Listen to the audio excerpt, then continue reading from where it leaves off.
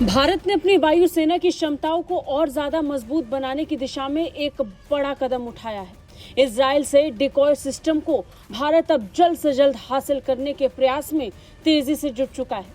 ये उन्नत रक्षा प्रणाली भारतीय वायुसेना के रफाल लड़ाकू विमानों के बेड़े की सुरक्षा को और पक्का करेगा। भारत अब इस तैयारी में है कि डिकॉय सिस्टम जल्द से जल्द भारत को हासिल हो जाए, वो भी तब जब खुद इजराइल जंग में उलझा हुआ है। ये कदम भारत द्वारा हाल ही में किए गए ऑपरेशन सिंदूर के बाद अपनी हवाई शक्ति को और ज्यादा मजबूत करने की रणनीति का ही हिस्सा है। इजराइल का डिकॉय सिस्टम, खासकर जो भारत के रफाल विमानों के लिए खरीदा जा रहा है, उसे X guard fibre optic towed decoy system कहा जाता है। ये सिस्टम हवा से हवा और सतह से हवा में मार करने वाली दुश्मन की मिसाइलों को भ्रमित कर लड़ाकू विमानों को सुरक्षित रखने में सक्षम है। ये एक उन्नत एयरक्राफ्ट सेल्फ प्रोटेक्शन सिस्टम है जिसे Israeli defence technology company Elbit systems ने विकसित किया है। ये सिस्टम फाइटर जेट को दुश्मन की मिसाइलों से बचाने में मदद करता है।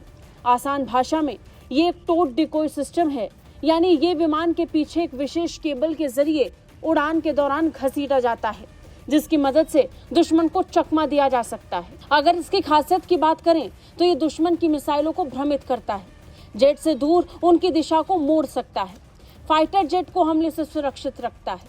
Decoy system fibre optic cable से जुड़ा होता है, जो दुश्मन के रडार को भ्रमित करने के लिए बिल्कुल उसी तरह का सिग्नल प्रसारित करता है जैसे असली जेट कर रहा हो।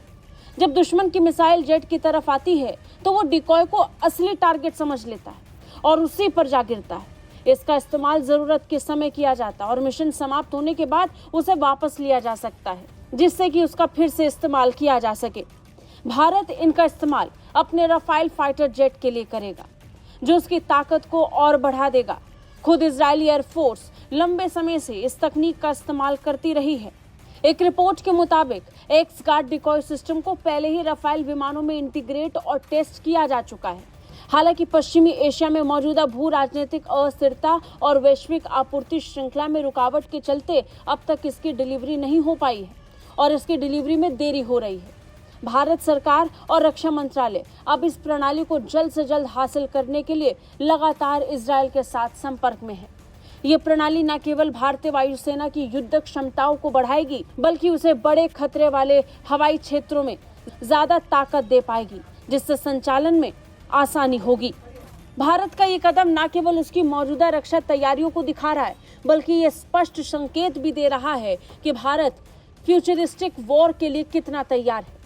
आने वाले खतरों से निपटने के लिए भारत कैसे तैयारियों में जुटा है, ये साफ जाहिर हो रहा है। ऐसे समय में जब विश्व भर में रक्षा तकनीक तेजी से बदल रही है, तब भारत भी एडवांसमेंट की तरफ बढ़ रहा है और नई तकनीक को अपने बेड़े से जोड़ रहा है। ब्यूरो रिपोर्ट, भारत तक।